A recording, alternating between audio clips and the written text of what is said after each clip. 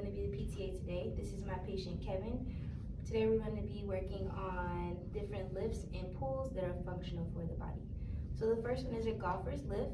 It's a functional way to avoid stressors on the low back and picking items off of the floor. We want to be able to maintain body weight on one limb. Okay, so I'm going to demonstrate first.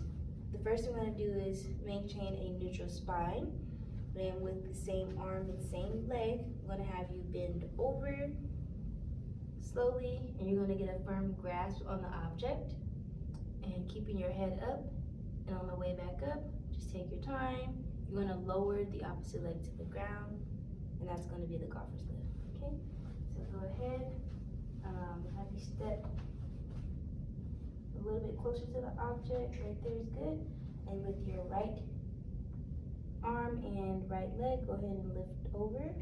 You're going to lift the opposite leg, so go ahead and bend and get a grasp on the object, and then go ahead and stand back up. Take your time, and good. That's going to be golfer's lift. Object first, I'm going to demonstrate, and then my patient will follow. So with your deep squat, you're going to be legs shoulder width apart and get a strong base.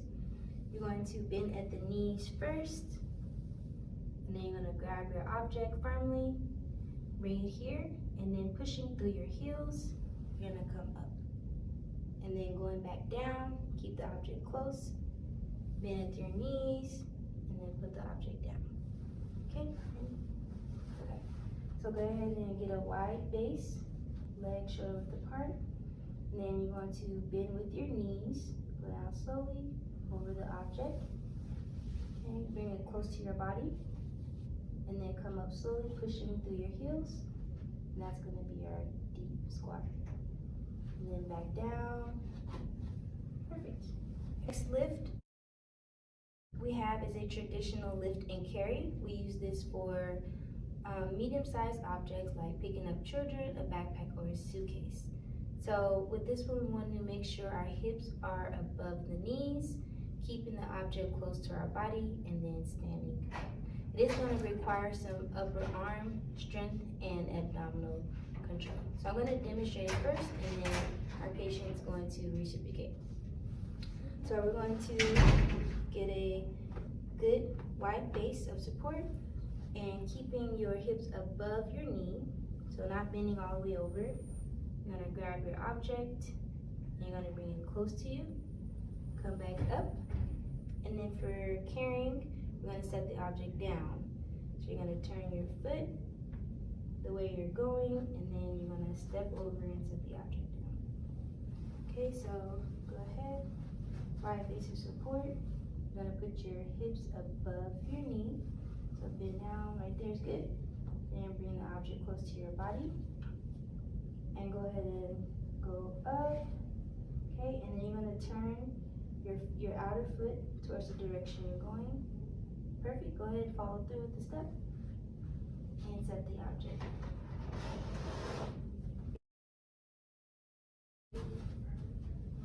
Okay. So come on. You're good. So the next exercise we're going to do is a half kneeling. We're going to use this for awkward objects such as a laundry basket or need to place something on our knee.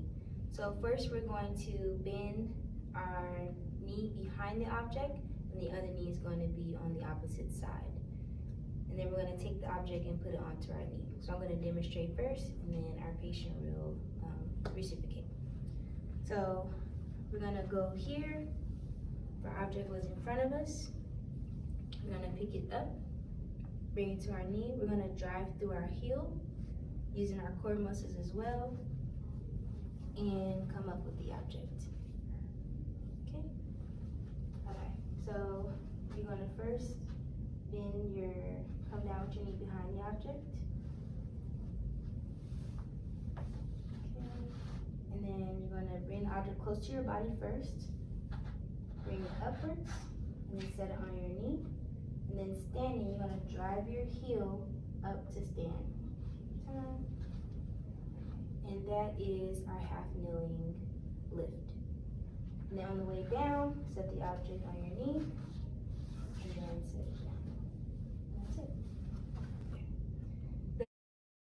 The next activity that we're going to do is pushing and pulling objects. We use this activity more so in work environments, and some common injuries that can happen with pushing and pulling are sprains, strains, slips, trips, falls, and neck and back pain. You also can get injuries to your hand and wrist if they are not in a good neutral position.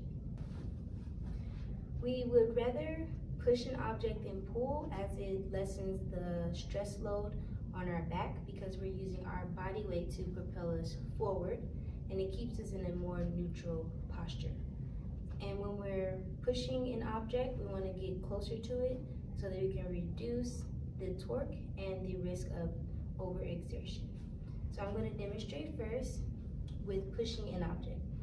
So you want to have the object close to you. Keep your wrist and hands in a neutral position. And you're going to have your lead foot in front of you. You're going to use your knees and you're just going to push forward. Now pulling back, we want to keep our wrist in a neutral position.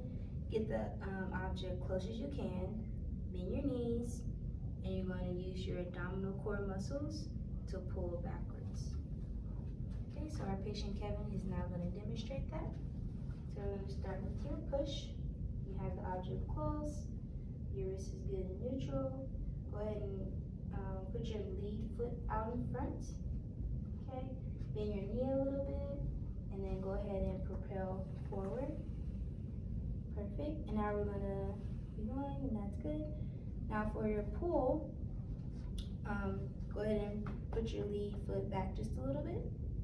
Bend your knee, just a little bit there. Keep your wrist kind of straight on top, and then you're going to pull backwards.